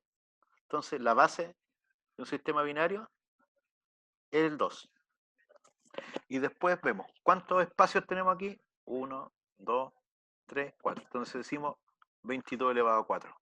Acá sería 8, 2 elevado a 8. 22 elevado a 4 es un número grande, así que voy a tener que sacar la calculadora. No la puedo calcular así, porque serían 22 por 22, si lo sé, pues son 484. Pero 484 por 484 no me lo sé, así que... Ya, 22 elevado a 4, si son 234.256 posibles combinaciones. Esas son todas las combinaciones posibles con esas 4 letras. Ahora, entre medio hay algunas que se eliminan igual en las patentes porque también van a salir, aunque sean puras consonantes, podría salir alguna cacofonía o algo ofensivo. ¿Ya? No lo voy a decir acá, pero empiecen ustedes a iterar y podrían salir algunas que suenen media ofensivas. Y en el caso de los números, ¿cuál sería la base? ¿Cuántos distintos símbolos podemos utilizar en cada uno de esos espacios? 10. 10, ¿cierto? Decimal. ¿Y cuántos espacios son? 2. Ese está más fácil. Son 100. Entonces aquí se multiplican porque podemos tener esa combinación y vamos cambiando por lo que eso sería por ciento, lo que da un total de, corremos 2 lugares la coma, es punto, no es coma. Con el sistema actual de identificación de las placas patentes podríamos tener 23.425.600 posibles combinaciones. Como les digo, en realidad son un poquito menos porque se sacaron algunas por ejemplo, no sé, ya hay patentes que se dejan guardadas para uso público, no sé, de la policía, de los militares, no sé. Entonces pero hay una cantidad de... Y si en Chile se venden, o se vendían antes, no sé, 400.000 a 500.000 autos al año, significa que con esa cantidad de patentes tenemos para 20 años más o menos. 20, entre 20, no, 40, entre 20 y 40 años, suponiendo que esto. Así que en unos pocos años más se va a acabar la cantidad de patentes. ¿Y cuál va a ser la solución? Poner un número más, 2 números más, o estos números cambiarlos por letras. Y ahí, por ejemplo, podríamos aumentar la cantidad de datos. En el caso de los sistemas informáticos es lo mismo. Lo pasa, nosotros usamos base 2, porque es simple, porque al transmitir los datos sería difícil transmitir 22 datos, pero es fácil transmitir 2, o es un 1 o un 0, está prendido o apagado. Entonces, eso nos permite que con un simple interruptor, encendiéndolo y apagándolo rápidamente, la velocidad de transmisión, podamos generar esto. 2 elevado a 8 es 256. Entonces, en un byte podemos tener 256 combinaciones posibles. Y esas 256 combinaciones las podríamos llevar a un código, a un protocolo, a un código numérico, un código que nosotros aquí podríamos escribir sin ningún problema, decir, ¿saben qué? 0, 0, 0, 0, 0, 0, 0, 0 es un 0. Y dejamos 10 reservados para los números y tenemos del 0 al 9. Después dejamos 22 o 29, 20, 27, 28 para las letras. A, B, C, todas las letras. Entonces, con 40 espacios aproximadamente, ya podríamos tener números y letras. Dejamos otros espacios y podríamos tener no sé, el signo más, el signo menos, el paréntesis, etcétera. Y así partió, por ejemplo, la informática para desarrollar los teclados y poder guardar la información básica con el código que se llama el código ASCII. El código ASCII está codificando justamente esto, pero lo hace con 6 bits solamente, y codifica, bueno, hay un código ASCII ampliado que usa los 8 bits, y codifica esta información y le da un orden. Entonces ahí, ya, el número 0 se representa de tal forma. La letra A, el signo más, el paréntesis, el signo mayor, el signo menor, el asterisco, el paréntesis cuadrado, y todo lo que nosotros, por ejemplo, vemos en el teclado, que es la fase, lo básico para poder comunicarnos, está codificado con este código aquí. Después, ¿qué hacen los protocolos? Los protocolos dicen ya, yo voy a usar, por ejemplo, voy a usar 20 bytes. Y cuando junto 20 bytes, genero un mensaje. Y en esos bytes va a ir cierta cantidad de información. Entonces, se fijan, a partir de este simple 1 y 0, ya lo primero que generamos fue un byte. El byte nos pusimos de acuerdo para poder leer cada uno de esos bytes. Y después el protocolo define una cantidad de bytes, una cantidad de letras, de orden, y dice ya, la primera parte va a ser, por ejemplo, el nombre, la segunda parte va a ser el dato, la tercera parte va a ser la dirección, la cuarta parte va a ser un código de error, etc. Y eso define ese mensaje o el protocolo de comunicación. Y así se comunican los equipos digitalmente. Todo funciona de esta forma. Consultas.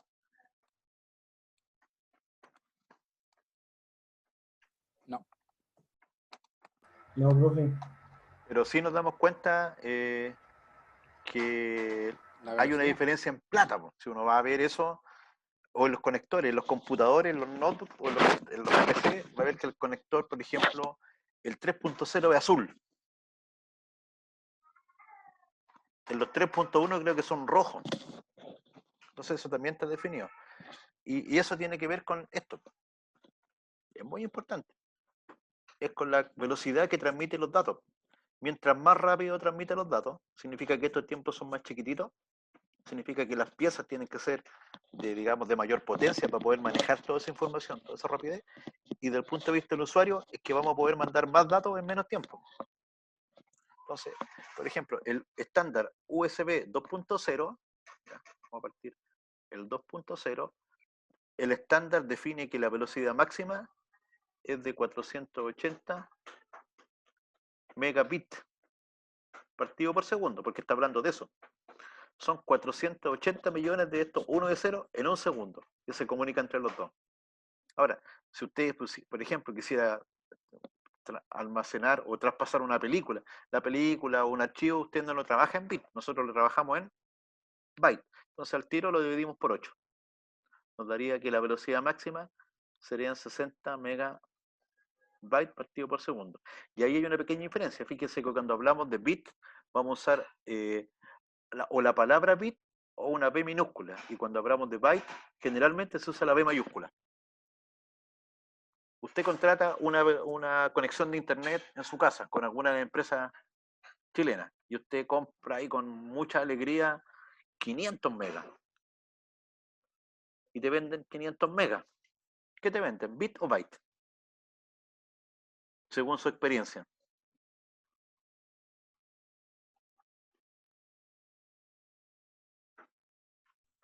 Bit, profe. Sí, lamentablemente tiene toda la razón. Bit por segundo. Entonces uno divide por 8. En algunas compañías divide por 10, lo cual es aún más lento.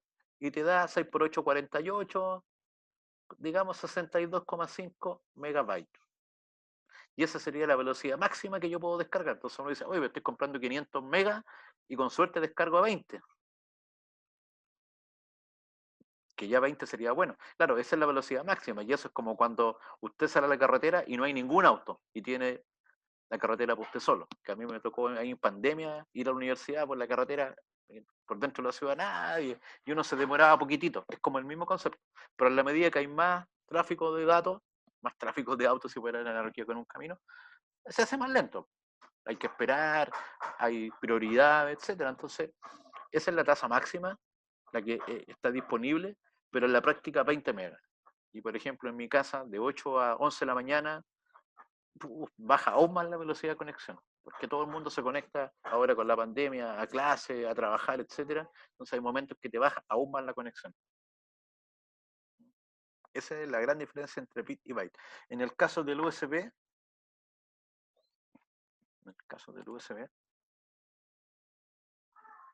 el 2.0 son 480 megabits, 60 megabytes, pero de nuevo, eso sería la máxima velocidad de transmisión. Entonces usted podría comprar un pendrive USB que usted lo ve, por ejemplo, en una tienda que cuesta 20.000 pesos y usted lo conecta y a lo mejor te da 40 megas. Muy bueno. Y usted compra por internet uno que es muy barato, que en vez de 10.000 pesos le cuesta 1.000 pesos, lo conecta y te da 3 megas. Claro, los dos sobre USB 2.0, la tasa máxima la cumplen, pero en la práctica hay diferencia. ¿Por qué? Porque las piezas electrónicas que está armado adentro no son de la misma velocidad, de la misma calidad, por lo tanto hay diferencias notables muchas veces entre un equipo y otro. No es solamente el logo, la marca del fabricante. Generalmente acá se da por las capacidades físicas de cada uno de los elementos. Entonces vamos a pasar a 3.0. Que vean la gran diferencia que hay entre 2 y 3.0, que ya está quedando atrás el estándar 3.0. El estándar 3.0 te permite comunicarte a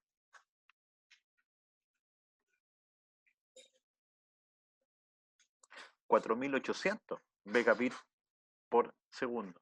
O sea, ya estamos hablando de 600 megabytes partido por segundo. Y en la práctica, lo normal son 100, 150 megabytes. Es como la cuarta parte.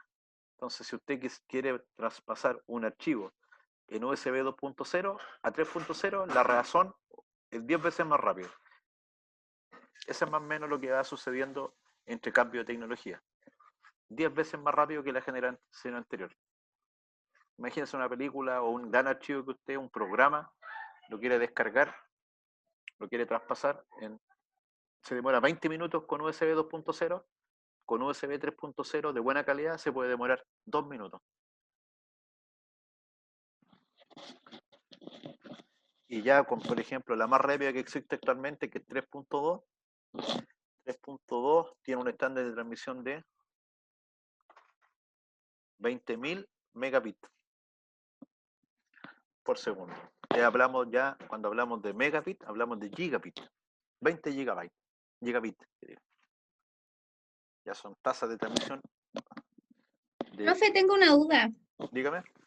Respecto a lo que está conversando recién, ¿eso también tiene incidencia en el tema de los pines cuando son de D negativo o positivo?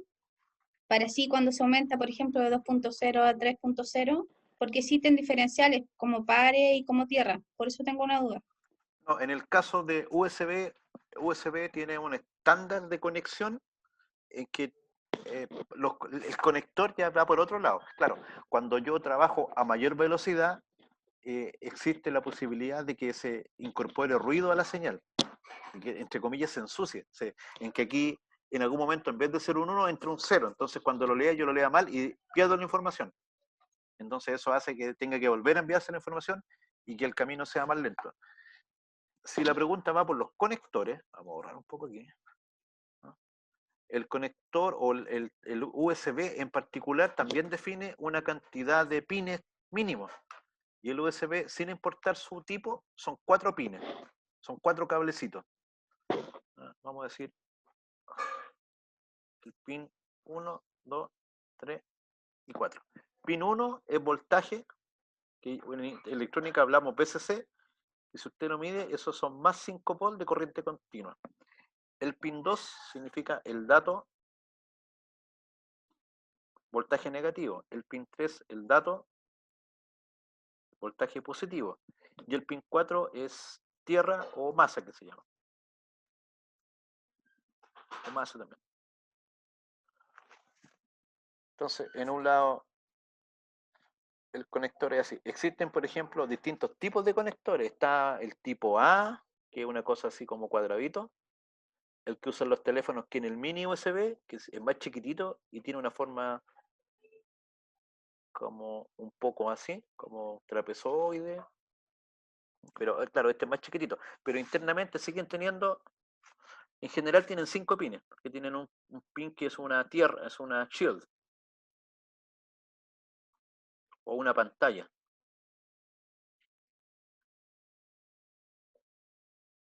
Y en este caso los cables va unido tal cual. Internamente el emisor y el receptor, no sé, si aquí transmite, acá recibe.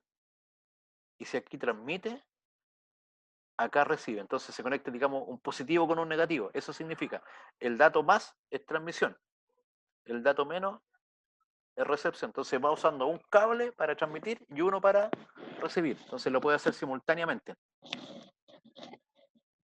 Y por eso que usted va a encontrar cable USB que usted lo conecta y no mandan datos, porque hay cables que se utilizan, por ejemplo, solo para mandar voltaje. Entonces se utilizan el cable, usted lo ve tal cual y todo, tiene los 4 conectores, pero esos 4 conectores está usando 2 alambres nomás. Entonces hay cables que son USB solo para energía. Y por ejemplo, solo viene implementado este pin y este pin. Pero el conector tiene los 4 porque el estándar lo solicita. Pero un cable USB que es para transmisión de energía y datos tiene implementados los 4 alambritos, por decirlo de alguna forma, y te permite transmitir los datos y al mismo tiempo transmitir voltaje. Por eso es que usted los dispositivos USB los enchufa al computador, al televisor y se encienden. Porque por el cable USB transmite energía, pin 1 y 4, y transmite el dato. Este sería la energía y este sería el dato. Ahora, la energía también está definido en cada uno de los buses. El USB generalmente transmite 500 mAh. Y existen USB de alta energía que pueden transmitir 1000 mAh y algunos 2000 mAh. Cuando eso, por ejemplo, es interesante, usted tiene un televisor y quiere poner un disco duro para ver películas, y hay unos conectores que son de otro color, azul generalmente. El conector azul, o te indica ahí la placa que es de 2 amperes, dice así. Ese es apto para disco duro. Un disco duro trabaja con 5 volts y consume entre 1 y 1,5 amperes. Entonces, si ese disco duro usted le conecta en un puerto normal de 500 mAh o 1000 mAh, no te lee el disco, no enciende el disco, o enciende y se apaga y se puede quemar el disco, se puede quemar el televisor. Entonces ahí debe conectarlo en el puerto de la capacidad de corriente indicada, que son los de 2 amperes, que están indicados, todos estos elementos están indicados en las plaquitas. Eso pasa con los cargadores. Por ejemplo, usted quiere cargar un celular y usa un conector común y corriente. Si usted ve el cargador, indica la corriente que entrega. Entonces, a mayor corriente se va a cargar más rápido, porque el USB se usa adicionalmente para energizar y para transmitir datos. No sé si esa era la respuesta o por ese lado iba.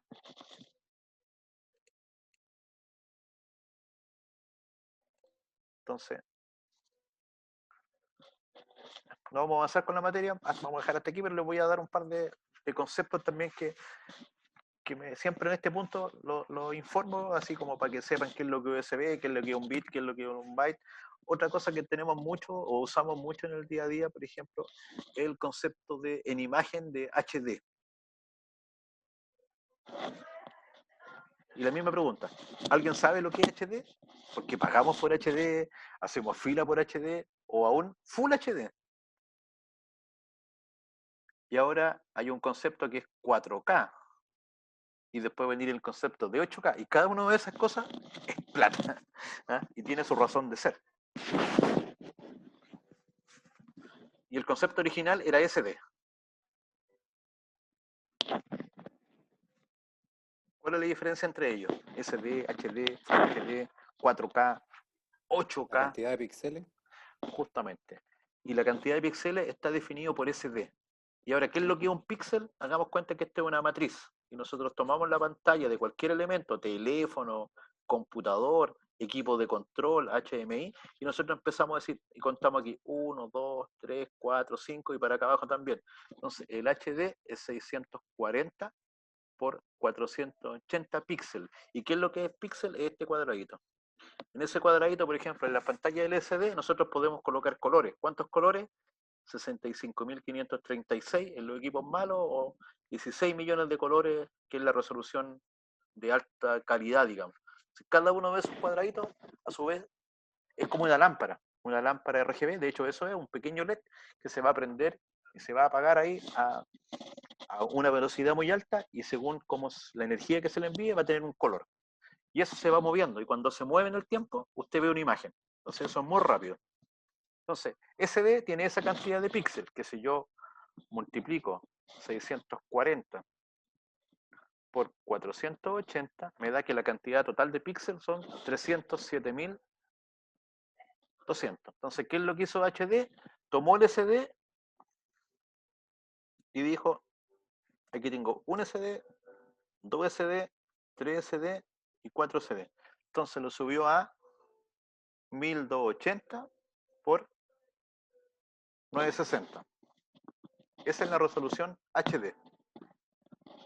Y ahora ya no son 300, es por 4, o sea, 1.228.800 píxeles. ¿Y qué es lo que hizo? El Full HD tomó esto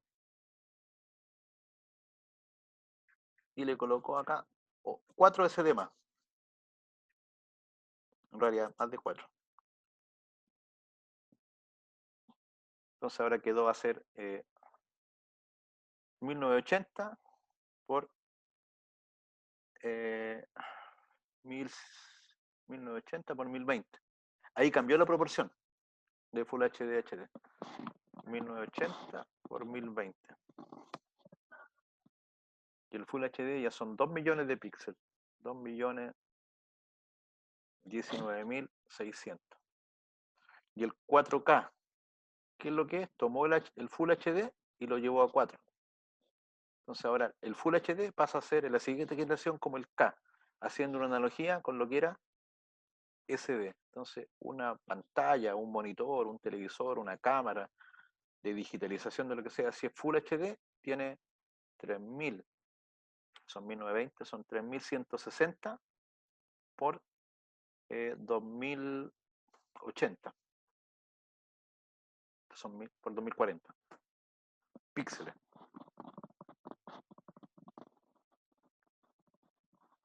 O sea, son 8 millones ya y fracción. 8.078.400 píxeles.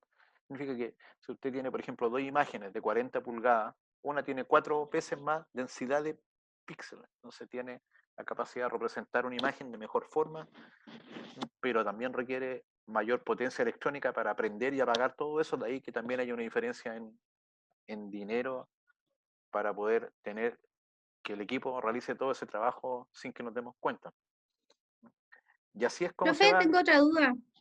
Usted está diciendo ahí las cuatro diferencias entre SD, HD y FHD HD, y 4K. 4K, claro. Ya. Pero el 4K no debería ser equivalente igual al UHD, donde la equivalencia de la resolución es inferior. Es decir, que si un HD, por ejemplo, puede tener, no sé, 3000 infracción, casi 4000 píxeles, el 4K debería tener redondeando entre los 4100 o casi a ese límite. El nombre que le dieron a 4K se llama UHD. Es lo mismo. Ya. Entonces, Ya, pero el rango igual diferencia un poco en la resolución, porque eso va a tener que ver si es en horizontal o vertical. no, eso no, el 4K Full HD es la cantidad de píxeles que yo puedo representar en la pantalla. Si yo cuento todas las lamparitas, está definido por eso. La resolución horizontal o vertical tiene que ver con cómo se prende la pantalla. Las pantallas se van encendiendo. Imagínense que esta es la matriz, se va encendiendo si se prende, pero es solamente una la que se prende, se va prendiendo y va viajando. Y cuando usted lo ve quieto. Bueno, en televisión existe otro concepto que se llama la P y la I. Entonces ahí también viene un truco. Para no tener que encender todo tan rápido, se usa lo que se llama progresivo o interlineado. El progresivo va encendiendo uno por uno todos esos píxeles en cada cuadro. ¿Cuántas veces se prende por segundo? Esos son los FPS. Frames o imágenes, cuadros por segundo. El P los prende todos. En todos los cuadros los prende todos. El interlineado lo que hace para ahorrar, en el primer cuadro, por ejemplo, prende los impares. En el siguiente cuadro prende los pares, los que no prendió en el anterior. Entonces, de esa forma requiere prender solamente la mitad. Y como esto es 60 veces por segundo, y el ojo solamente ve o percibe un movimiento continuo a sobre los 15, 20, para un ojo común y corriente, un ojo no gamer, uno ve que eso se mueve y es un movimiento habitual. Aquí yo tengo una discusión con mis hijos que son gamers, les gusta, entonces según ellos se nota la diferencia.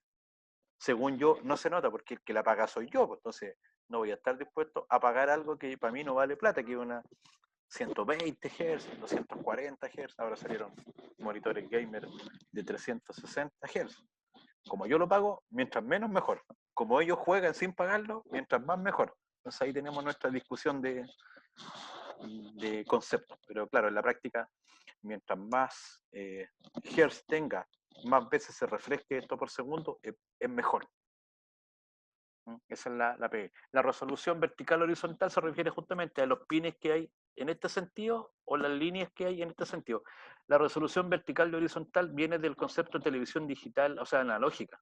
La televisión analógica trabajaba en estos formatos o en formatos menores, 320 por 240 y así. Todavía cuando usted, por ejemplo, ve en YouTube, ve un video, le aparece en esta resolución, usted puede dejarlo en forma automática o si automática, de repente el video se le va a estas resoluciones porque tiene el ancho de banda es menor, hay menos datos disponibles y empieza solamente YouTube ahí a bajar la resolución para que se vea continuo y se aprecia el movimiento, pero uno empieza a ver los píxeles, porque en la misma pantalla, a donde habían 4 puntos, ahora hay un puro punto, entonces ve un cuadradito más grande. Y al revés, cuando mejora la resolución, ese cuadradito, ese píxel se transforma en 4, se transforma en 16, se transforma en 32, entonces ya no lo aprecian. El ojo humano tiene una resolución de 13K. Cuando la tecnología llega... Profe, disculpe, otra pregunta. Si usted dice ya antiguamente los televisores análogos, entonces también estaba basado en lo que son los sistemas que se hacen en barrido entrelazado, como se ocupaba antiguamente el PAL o el NTSC. Claro, PAL o NTSC tiene que ver con la tasa de refresco y el tamaño de la pantalla. El PAL tenía el PAL M, el PAL S y el NTSC. El NTSC eran 29,9 cuadros por segundo y el PAL eran 24. Y justamente uno usaba un refresco horizontal, otro usaba un refresco vertical o refresco entrelazado, que iba haciendo uno y uno, para ir armando la señal. Actualmente ese concepto se sigue utilizando, pero como para tener una referencia del pasado, pero cada vez menos. Actualmente nosotros trabajamos con píxeles. Y el píxel es una matriz donde esto se enciende y se trabaja con píxeles y con frecuencia. De hecho, si usted busca en YouTube, hay unos videos que filman apuntando a una pantalla de televisor, pero con cámaras que graban a 1 millón de cuadros por segundo. Y ahí se puede apreciar cómo se va aprendiendo un televisor píxel por píxel. Y parece fantasía. Es como estar viendo la Matrix, como dijeron por ahí. Entonces busquen ahí en YouTube video de 1 millón, frente a un televisor a 1 millón de fotos por segundo. Y ahí nos damos cuenta que nuestros ojos, que le creemos tanto, son muy fáciles de engañar. Ya, pues no les quito más tiempo. Por hoy día, más o menos está hasta aquí planificado que llegáramos. La próxima clase voy a acelerarme bastante. Nos vamos a digerir todo este capítulo 3 de señales, y este es el capítulo más difícil, porque aquí vamos a tener cálculos voy a adelantarle un poco las láminas siguientes.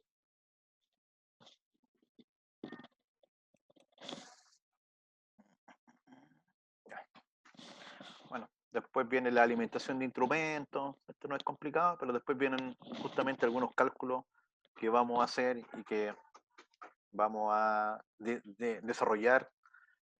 Conceptos que necesitamos: ecuación de la recta, conceptos de ley de Ohm, entender conceptos de potencia, de caída de voltaje, conceptos de circuito serie, circuito paralelo, conceptos de LVK, LSK. Entonces aquí vamos a tener que recordarnos un poco de algunos fundamentos y teoremas matemáticos aplicados en electricidad para poder desarrollar estos cálculos de los instrumentos. Y después vamos a ver un poco sobre buses de comunicación, pero a método o a un nivel descriptivo. Pero aquí sí profundizamos un poco, y de esto yo voy a preguntar en la prueba que desarrollan ustedes unos cálculos. Sí o sí. Así que eso sería por hoy. Voy a detener la grabación